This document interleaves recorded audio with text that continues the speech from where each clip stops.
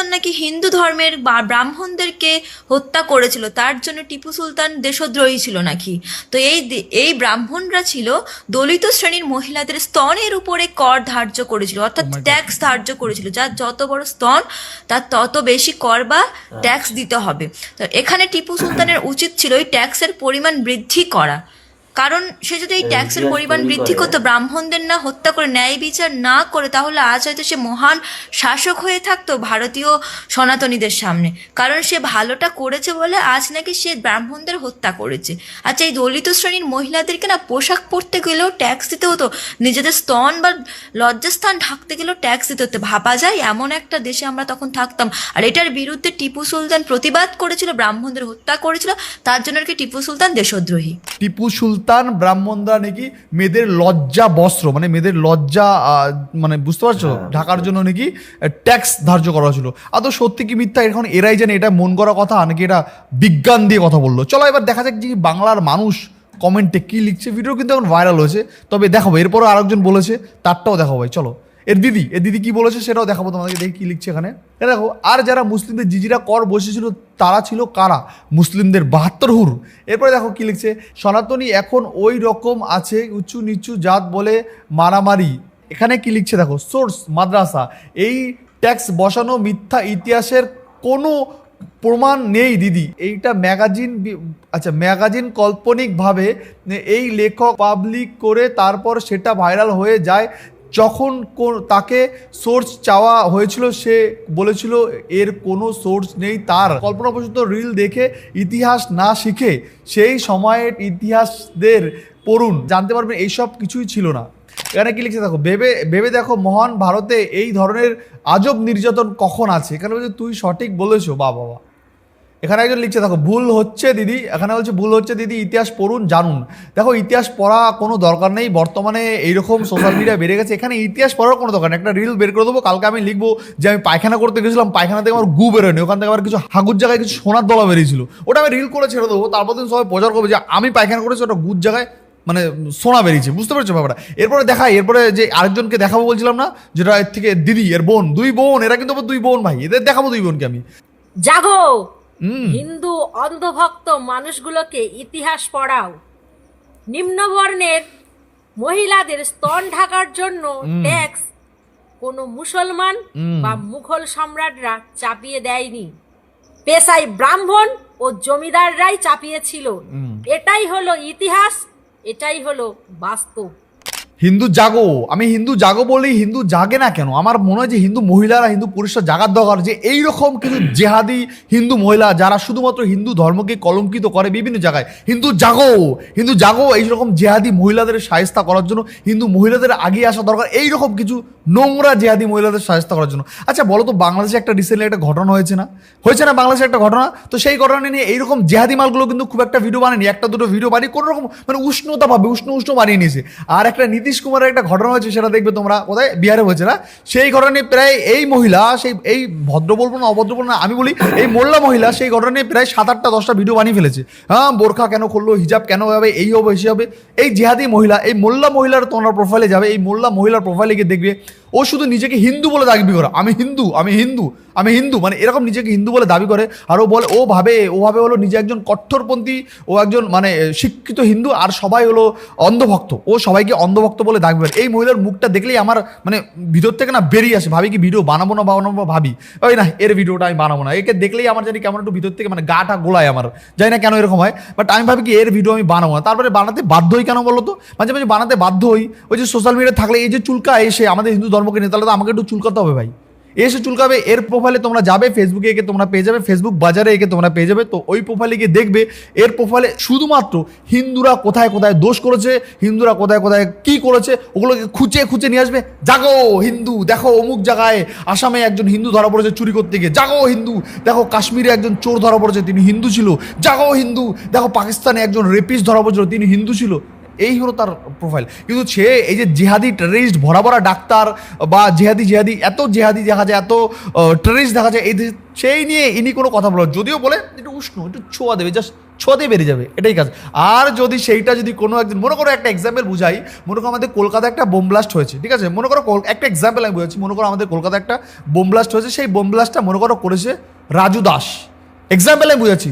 যদি শোনে রাজু দাস, ঠিক আছে, এই মহিলার প্রোফাইলে, এই মোল্লা মহিলার প্রোফাইলে প্রায় মনে করো সেই নিয়ে প্রায় 10টা-20টা ভিডিও হয়ে যাবে। রাজু দাস 10টা-20টা ধর্ম নিয়ে হাজারো কথা বলবে, হিন্দু ধর্মকে ছোট করে হাজারো কথা বলবে। যদি সেই ছেলেটার নাম হচ্ছে রাজু মোল্লা, তখন এই মহিলা এই কলকাতা ভিডিওটা বানাবে না, দিল্লি চলে যাবে। দিল্লিতে, ওই দিল্লিতে জুতো চুরি করেছিল একটা হিন্দু ছেলেরা, দেখো বন্ধু দিল্লিতে জুতো চুরি করেছে একটা হিন্দু ছেলে, হিন্দু তা এরা হলো অন্ধভক্ত, এরকম হাজার উক্তি দিয়ে দেবে। আমি দেখাবো, আমি এর মহিলার আরও কিছু ভিডিও দেখাবো। তবে এর যত সাপোর্টার 80% না 100-200% সব মোল্লা। আর আমি ভাবি না যে এই মহিলার যেখানে বাড়ি, আমি তো জানি না এই মহিলার বাড়ি কোথায়, এই মহিলার যেখানেই বাড়ি হোক, আমার মনে হয় সেই এলাকায় কি যদি হিন্দু মহিলা থাকে, এনাকে একটু উচিত শিক্ষা দেওয়া দরকার ভাই। আমার মনে হয় যে উচিত শিক্ষা দেওয়া দরকার, ভিডিও বার্তার মাধ্যমে হলেও উচিত শিক্ষা দেওয়া দরকার। মানে এই মহিলা কি পরিমাণে যে হিন্দু ধর্মকে ছোট করে প্রত্যেকটা ভিডিওর মাধ্যমে, আমি জানি না আলাদা করে কোনো রকম কোনো সার্ভিস করে ইনকাম করে কিনা আমার জানা নেই, নাকি এই মুসলিম নিয়ে বেশি ভিডিও বানালে হয়তো ইউটিউব ফেসবুক কি রেভিনিউ বেশি দেয় না, এই কারণে দেয় আমি জানি না, কি কারণে করে। তবে তোমরা একটু বলো, আমি দেখি কমেন্ট বক্সটা দেখি, এখানে বেশিরভাগ মোল্লারা কমেন্ট করে, এদের কি দেখবো আর কমেন্ট বক্স। এখানে কি লিখছে, তোমারটা তুমি ঢেকে রাখো, ঠিক আছে, এখানে বলছি চেটে চেটে বড় হ, ঠিক আছে, এখানে বলছে ভারতবর্ষে এখন প্রায় 70% ইতিহাস সাধারণ মানুষের কাছে লুকানো আছে, ঠিক আছে। এখানে কি লিখছে, এখানে পরচর্চা নাগরিক বাস যুগে যুগে তার সর্বনাশ। আচ্ছা কোন বই থেকে পড়েছেন একটু বলুন, তারপর আপনার জ্ঞান দিচ্ছি, একটু বলে দিন বইটার নাম সময়। এখানে কি লিখছে, অল্প বিদ্যা খুবই ভয়ঙ্কর। এখানে বলছে দিদি তোমার বাস্তব সত্য কথা বলার জন্য অনেক ধন্যবাদ, বাসের সঙ্গে কথা বলার জন্য। বুঝলাম না এটা কি লিখেছে, যাই হোক। এখানে কিন্তু প্রচুর লোক পক্ষে বিপক্ষে কমেন্ট করেছে, কিন্তু এই যে এই মহিলার প্রোফাইলটা তোমরা দেখবে, এই মহিলার প্রোফাইলকে দেখবে, এই যে কত বড় মোল্লা জেহাদি মহিলা, তোমরা এর প্রোফাইলে না গেলে বুঝতেই পারবে না। এর মুখটা দেখাই মানেই যাত্রা, কুযাত্রা হওয়া, আমার মনে হয় ভাই কুযাত্রা হওয়া, ঠিক আছে। এ বলে হিন্দু মুসলিম করবে না, কিন্তু এই মাল সবসময় হিন্দু মুসলিমদের 24 ঘন্টা হিন্দুদের বিরোধিতা করবে, 24 ঘন্টা হিন্দুদের মানে খারাপ দেখবে, 24 ঘন্টা হিন্দুদের কুচাকিমনির মতন বের করবে, আর সেই নিয়ে ভিডিও বানাবে। আবার ওই সম্পূর্ণ সব ভিডিও বার্তা দেবে, না হিন্দু মুসলিম করা যাবে না, হিন্দু মুসলিম করা যাবে না। তোমাকে আমি কয়েকটা ভিডিও দেখাই, দেখো শোনো। কিছু মানুষের মনে হয় ভারতবর্ষে আমরা মুসলিমদের জন্য বিপদে আছি, কিন্তু বিপদ মুসলমান ভাইদের জন্য নয়। বিপদ বা ভয়ের কারণ হলো ভণ্ড বাবা লোকগুলোর জন্য, যারা অন্ধবিশ্বাস ও নিজেদের ভণ্ডামি দিয়ে মানুষকে বোকা বানাচ্ছে। যদি দেশকে ও নিজেদেরকে বাঁচাতে চাও, তাহলে এই ভণ্ড বাবাদের থেকে দেশকে বাঁচাও। মানে কিছু মানুষের বিশ্বাস যে দেশের মধ্যে কোনো রকম কোনো মুসলিম কোনো রকম কোনো সম্প্রদায়ের লোক কিছু করে না। দেখো মুসলিম সম্প্রদায়ের লোক যে সবাই খারাপ সেটা বলছে না, কিন্তু এটা তো সত্যি যে সব টেররিস্ট মুসলিম সম্প্রদায়ের লোক হয়, এটা তো বাস্তব কথা। কিন্তু এই জিহাদি মাল সবসময় চেষ্টা করে কিভাবে হিন্দু ধর্মের সাধু সন্ত, হিন্দু ধর্মের মানুষকে ছোট করবে, সবসময় এর ভিডিও বার্তায় তুমি এগুলোই পাবে। চলো আমি নেক্সট ভিডিও দেখাই তোমাদেরকে, এই ভিডিওটা তোমরা দেখো। আমার এক মুসলিম বন্ধুকে জিজ্ঞাসা করেছিলাম, বন্ধু তুমি ইসলামকে বেশি ভালোবাসো না এই দেশকে? বন্ধু আমার খুব সুন্দর উত্তর দিয়েছিল, ইসলাম আমার ধর্ম, হিন্দুস্তান আমার দেশ। না আমি ইসলাম ধর্মকে ছোট করতে পারবো, না আমার দেশকে। তাই তো বলি সারে জাহাজ সে আচ্ছা হিন্দুস্তান হামারা। এ বন্ধুকে জিজ্ঞেস করেছিল, আদৌ কি কোনো বন্ধুকে জিজ্ঞেস করেছিল না সেটা আমার প্রশ্ন, জিজ্ঞেস তো করেনি 100%। তবে সাংবাদিক যদি প্রকাশ্যে কোনো মুসলিম মহিলা কোনো পুরুষকে প্রশ্ন করে, তোমাদের কাছে কি সংবিধান আগে না ধর্ম আগে? না না, আমাদের কাছে ধর্ম আগে। তোমাদের কাছে কি দেশ আগে না ধর্ম আগে? না, আমাদের কাছে ধর্ম আগে। সব কিছু তাদের কাছে ধর্ম আগে, দেশ ভার্মে যাক। আর এর কাছে কানে কানে এসে মেসেঞ্জারে কল করে না, হোয়াটসঅ্যাপে কল করে যায় না, একে কানে কানে এসে বলে যায় আমার বন্ধু আমাকে বলেছিল দেশও আগে আমার ধর্ম আগে, একেই বলে সেই কথা। আর কিছু একটা সাংবাদিকদের কোনো মুসলিম ব্যক্তি বলে না যে আমার কাছে আমার ধর্মটা আগে। আমি দেখি না, আমি কোনো ভিডিও আজ অব্দি দেখিনি। কিন্তু এই মোল্লা মহিলা, এই জিহাদি মোল্লা মহিলাকে কি বলবো, এই মহিলা এই নীতিশ কুমারকে নিয়ে প্রায় ধরে রাখো প্রায় 10টার মতন ভিডিও, 10-15টার মতন ভিডিও বানিয়ে ফেলেছে, 7-8টা ভিডিও বানিয়ে ফেলেছে এই নীতিশ কুমারকে নিয়ে। কিন্তু এই যে বাংলাদেশের দীপু দাসকে নিয়ে দুইটাও বানাইছে কিনা সন্দেহ আছে। ভাবো কি বড় জিহাদি মহিলা। কারণ ওই যে যারা ভিউজ তারা তো সবই ভাই কোথায়, সবই তারা হলো মুসলিম, তাই জন্য তারা যদি দীপু দাসকে নিয়ে ভিডিও বানায় তারা তো ভিডিও দেখবে না, আর ভিডিও না দেখলে ভিউজ হবে না, ভিউজ না হলে ইনকাম হবে না। দেখাচ্ছি এই ভিডিওটা দেখো, তোমরা দেখো। একজন মন্ত্রীর হাত সংবিধানের উপর থাকে, কোনো মহিলার হিজাবে নয়। মঞ্চ বড়, পদ উঁচু, আর মনোভাব এতই জঘন্য যে মহিলার সম্মানের কথা ভুলে গেছে। যে হাতে হিজাব স্পর্শ করেছে সেই হাতের জবাব আইন দেবে। আজ চুপ থাকলে কাল অন্য কারোর সাথে হবে। এই আওয়াজ ধর্মের নয়, প্রত্যেকটা মহিলার আওয়াজ। দেখেছো, প্রত্যেকটা মহিলার অবস্থা। এই মহিলাকে আমি একটা ডেডিকেট করতে চাই একটা ভিডিও। নারীর জন্ম হয় হচ্ছে কলঙ্ক, কুলক্ষণ, অমঙ্গল। নারীর কোনো আত্মা নেই। নারীর জন্ম হয়েছে সেবার জন্য। স্বামী স্ত্রীকে বিক্রি করতে পারে। স্ত্রী হচ্ছে বাড়ির সম্পদ, জিনিসের মতো। নারী তার স্বামী থেকে অন্য কোথাও যেতে পারবে না, নির্যাতন চালালেও। দেখে নিলেন জেহাদি মহিলা, আপনি আমার ভিডিও দেখেন, আমি শুনেছি এগুলো গুপ্ত খবর। জেহাদি মহিলা, আপনি যে আমার ভিডিও দেখেন, তো এই যে আপনাকে ভিডিওটা দেখলাম, নারীর জন্ম হওয়া কলঙ্ক কিনা জানি না, তবে আপনার মতন কিছু নারী আছে যারা জন্ম হয় কলঙ্ক, এটা আমার মনে হয় ভাই, পার্সোনালি আমার মনে হয়। যাক বন্ধুরা, তোমরা জানাবে এই ভিডিও নিয়ে তোমাদের কি মতামত। অবশ্যই তোমরা তোমাদের মূল্যবান মতামত তোমরা কমেন্টে জানাবে ভাই।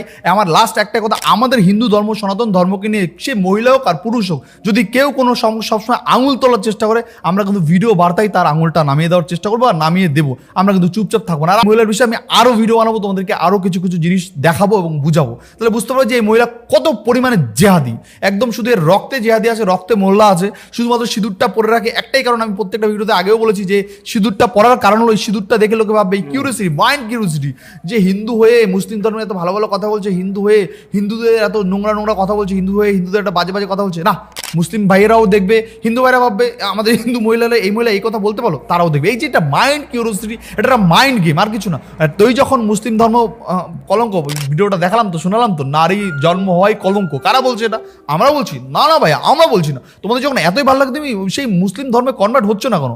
হতে পারো, কিন্তু হবে না। তোমার তো এটাই গেম, এটাই তো একটা ব্যবসা তোমার। যে মুসলিম ধর্মে কনভার্ট হলো, তো তাহলে আমার ব্যবসাটা চলবে না, মানে এই ভিডিওর ব্যবসাটা, মানে ভিডিও যে বানাচ্ছে সোশ্যাল মিডিয়ায়, এটা তো আর চলবে না। তাহলে তুমি কি করে চলবে? তাই জন্য ঠিক এই সিঁদুরটা পরে শাখাটা দিয়ে ভিডিওটা বানিয়ে ফেলছো। বাহ, খুব সুন্দর, এটা মাইন্ড গেম এগুলোকে বলে। ঠিক আছে, এইবার আমি আসি মূল কথায়।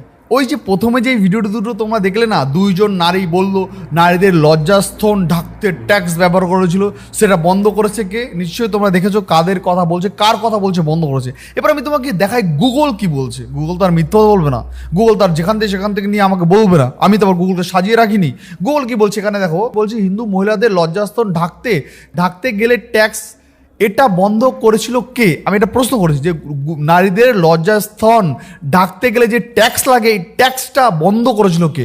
এটা আমি গুগলকে প্রশ্ন করেছি। গুগল আমাকে কি উত্তর দিয়েছে সেটা তোমাদের একটু দেখাই। এখানে বলছে আপনি যেই ট্যাক্সের কথা বলছেন সেটি ইতিহাসে মূলাক্রম বা বেস্ট ট্যাক্স নামে পরিচিত। এখানে বলছে 1859 সালে ত্রাবঙ্করের মহারাজা উত্তরং ক্ষীরুনাল মার্তং বর্মা এই ট্যাক্স বন্ধ করেন, আর এই ট্যাক্স নাকি টিপু সুলতান বন্ধ করেছিল। বাহ বাহ বাহ, এগুলো রিলস থেকে নেওয়া সব, এদের আইডিয়া, গুড আইডিয়াগুলো রিলস থেকে এরা নিয়েছিল। আমি আরও দেখাবো, এখানে শেষ না, আমি তারপর দেখাই বিস্তারিত প্রেক্ষাপট। আজকের কেরালায় ও তৎকালীন এভাঙ্করের ত্রেভাঙ্করের রাজ্য চালু ছিল। এখানে বলছে নিচু বর্ণের হিন্দু মহিলাদের বুক ঢাকতে চাইলে কর দিতে হতো।